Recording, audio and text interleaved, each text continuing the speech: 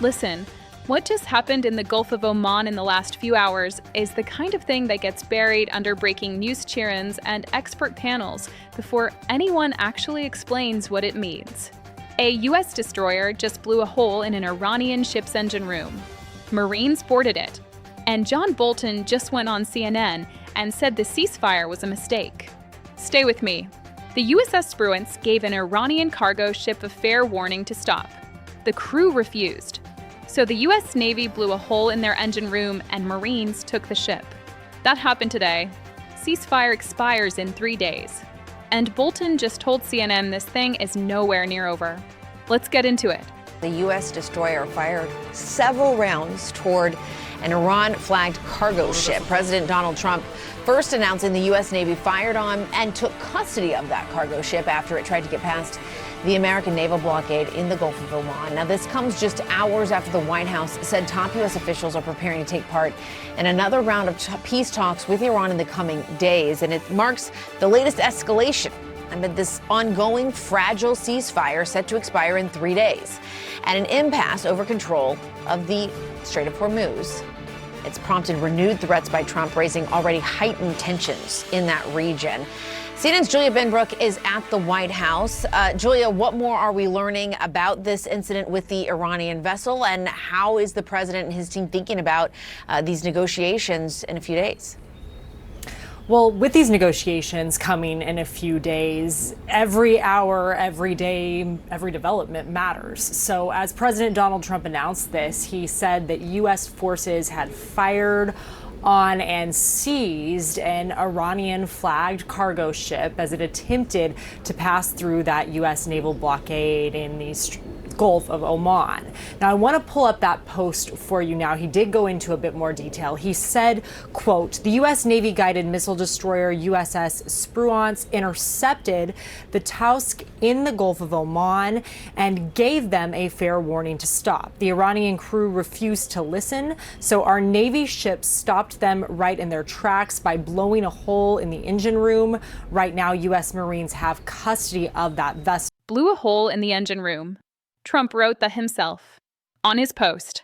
That's the official White House communication about a naval engagement with an Iranian vessel during an active ceasefire. Not a press release. Not a statement from the Pentagon. A post that reads like a story you'd tell at a barbecue.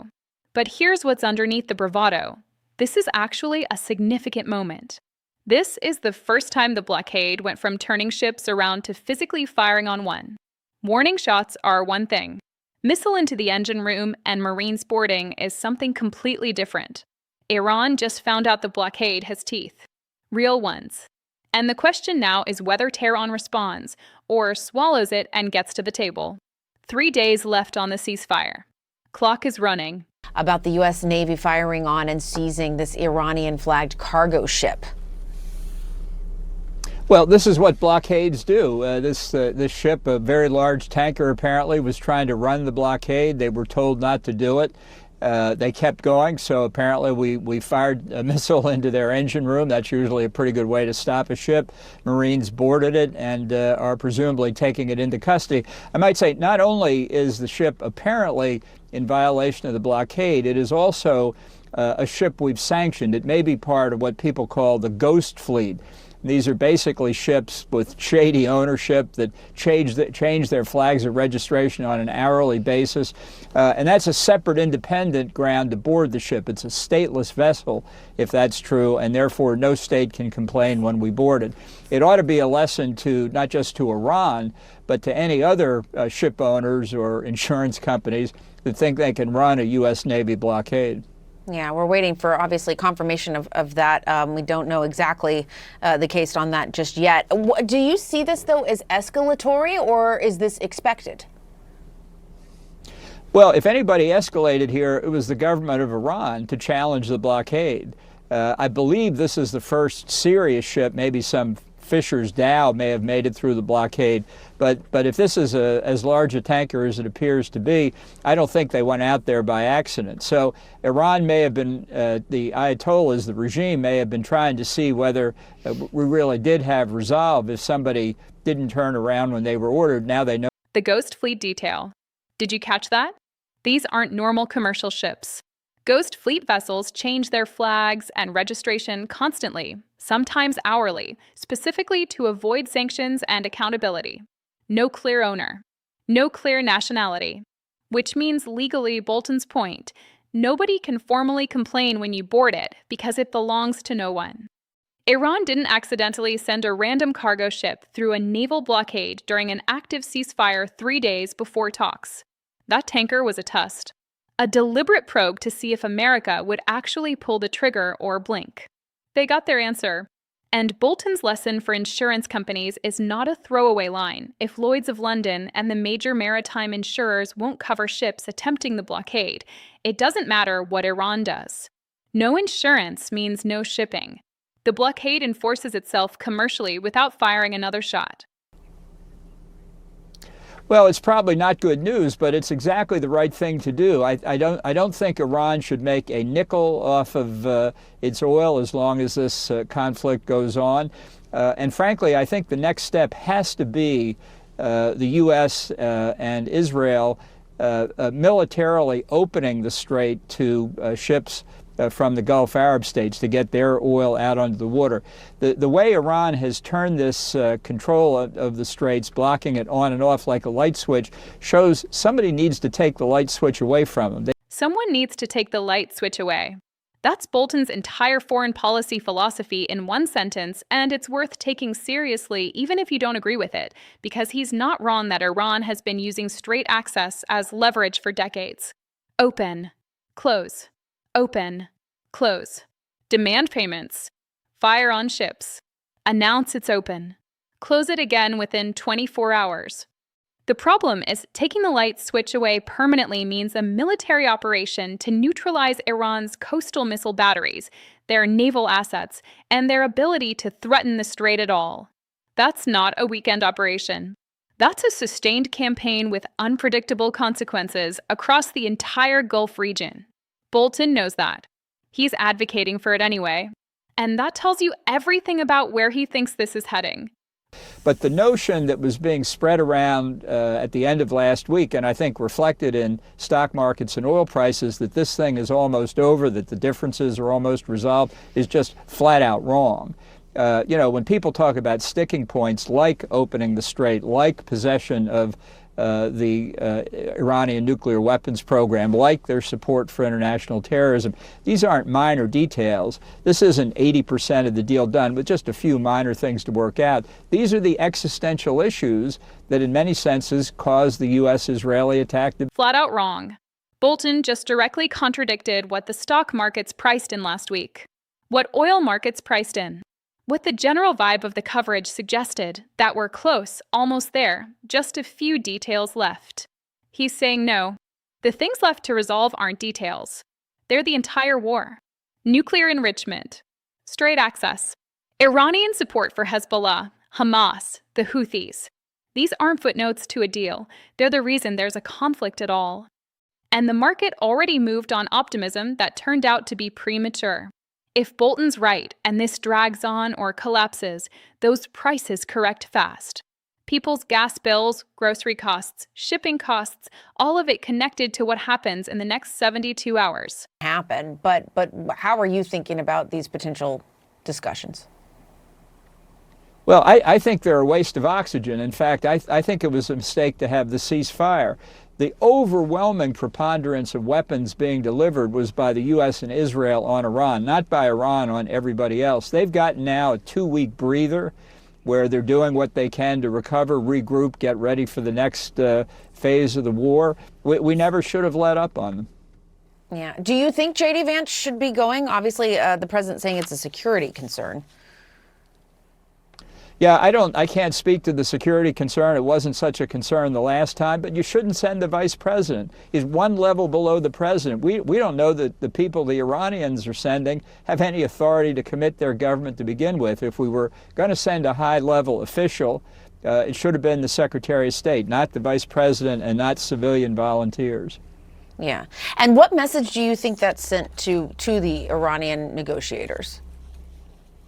I think they smell panic in the White House. I think they can see Trump wants out of this. He's broadcasting it almost every day. and it gives. They smell panic in the White House. That's a former national security advisor, someone who sat in those rooms, saying that publicly on CNN. And his logic isn't crazy. If you're Iran and you watch Trump say every other day that he doesn't want war, that he wants a deal, that he hopes this ends soon, you don't rush to the negotiating table. You slow walk it. You let the clock work for you. American public opinion, gas prices, midterms, all of it ticking in your favor the longer this drags. Bolton's also right that sending the vice president last time was an unusual choice. J.D. Vance is one heartbeat from the presidency. Now they're saying he's not going this time, security concerns, which means either the threat level is genuinely elevated, or they quietly realized it was the wrong call and needed a different explanation. Either way, Iran is watching all of this, reading every signal, and Bolton thinks they're reading weakness. Now warned that it will respond to this. What might that look like? Well, they might target the ships that are on the blockade. They do have the facility to do this. They have several different varieties of anti-ship missiles. They have cruise missiles. They have sea-skimming missiles. They have ballistic missiles that can come in. They could go after this ship. They could go after other ships. Normally, they wouldn't fire just one missile. For a destroyer like this, they would try to bracket it with several different missiles and several different types of missiles. Now, are they on the ball? Do they have the real-time targeting to do this? We know that the Houthis did have that. We presume that this came from Iran. We also presume they're getting real-time targeting information out of Chinese satellites. So it's possible they could respond, but they haven't yet. We don't know how much time has elapsed. Did it happen a half hour ago or an hour ago? But we do know that when we put this blockade in place, it is within range of Iranian shore-to-ship missiles. Yeah. And do you see this as, knowing what you just laid out there, does this feel escalatory to you, or is this just part of an expectation of what is happening when a blockade is in place? I don't think it's escalatory, but the Iranian response also could be tit for tat, and the talks could still go forward. I think one of the complications in here for the Iranians is that if they're going to really resume attacks, and they would attack our friends in the Gulf, there's a 12,000-man Pakistani contingent in Saudi Arabia. And the Saudis have a mutual defense agreement with Pakistan. So this would be a consequential step if Iran were to fire drones and missiles into Saudi Arabia. Maybe they could attack Kuwait instead, and maybe they think they'd get away with it. But I think they're going to think twice before they re-escalate in this. I think they're very tough bargainers. I think they believe that if they can get our delegation over there, they can out-talk them. They can put details in, they can delay this thing, and they can continue to bring world opinion against the United States. And that the clock is ticking against the United States because of the price of gasoline, because of the election coming up, because of President Trump's apparent impatience to end this. So my guess is they're not going to escalate at this point, but that's what we should watch for. Yeah, all right, well, we will indeed do that. General Wesley Clark, thank you for being here. We appreciate it. Mutual assured economic destruction. That phrase just reframed the entire conflict for me, and I want you to sit with it for a second. We're not at nuclear mad, but we're at a version of it economically. Iran can't export oil. Their revenue is collapsing. But the blockade also creates ripple effects. Fuel prices, agriculture, chipmaking, General Clark listed them. Gulf allies are feeling it. Asian economies are feeling it. Europe is feeling it. So neither side can sustain this indefinitely without serious domestic pain. The question Clark is asking, which side blinks first, is actually the whole ballgame right now. And the fact that Iran didn't fire back at the destroyer even though it was in range of their coastal missiles? That's significant. That's restraint. Either they're genuinely trying to preserve the ceasefire, or they're not in a position to respond effectively and don't want to find out publicly. Discuss further, former NATO Supreme Allied Commander General Wesley Clark. He's also the founder of Renew America Together. General Clark, it's good to have you here with us. I do want to first just get your thoughts on this news we've just gotten in the last couple of hours about what's happened with the naval blockade, with them firing upon this Iranian-flagged ship. What do you make of this development? Apparently, the ship was coming into Iran, going to dock at Bandar Abbas, which is the port on the Strait of Hormuz. So it was coming from somewhere else, loaded with cargo, presumably. It's a ship that's already been sanctioned by the United States. It disobeyed orders to stop. The United States then took the appropriate actions. So I think it just proved positive that the president meant what he said when and the Navy implemented the blockade just as advertised. Yeah. How do you think this impacts these upcoming talks? Yeah, well, it really depends on whether Iran wants to move forward or not. Now, thus far, there's been no military response from Iran. The blockade is within range of Iranian missiles that could strike warships out there in the Gulf of Oman. So this destroyer was in range. It did not apparently receive any return missile fire or anything else from the coastal batteries or other facilities of the Iranians. So that's a positive sign. We're sort of in a stage now where it's mutual. Chinese satellites giving Iran real-time targeting on U.S. warships. That line just slipped out in the middle of a cable news panel, and nobody stopped to talk about it. General Clark, former NATO Supreme Commander, just said we presume Iran is getting targeting data from Chinese satellites for ships in the Gulf of Oman, including potentially the USS Spruance that just fired on their vessel. We had this conversation a few videos ago about China promising Trump they wouldn't arm Iran. That was the assurance. A phone call between Xi and Trump. And now a retired four-star general is casually mentioning Chinese satellite targeting data in an Iran context on live television. I'm not saying the promise was broken. I'm saying watch that space. Very carefully. And Clark's final point, Iran's actual strategy is delay, world opinion, and Trump's election calendar. That's the most cold-blooded read of the whole situation. They're not trying to win militarily. They're trying to outlast politically. Whether that works depends entirely on what happens in Pakistan in the next 72 hours. Here's where we actually are right now. A U.S. destroyer just shot a hole in an Iranian ship and Marines took it. Iran hasn't fired back yet. 3 days left on the ceasefire. Talks might happen in Pakistan. Might not. Bolton says the ceasefire was a mistake. Iran smells panic, and this is nowhere near done. Clark says Iran's strategy is to delay and let time work against America. And somewhere in the background, China might be feeding targeting data to Iranian coastal batteries aimed at the ships enforcing the blockade. 3 days. Pakistan. Whatever happens next, it happens fast. Drop in the comments. Does Iran come to the table, or does this go hot again when the ceasefire expires? Because after today, I genuinely think both are equally possible.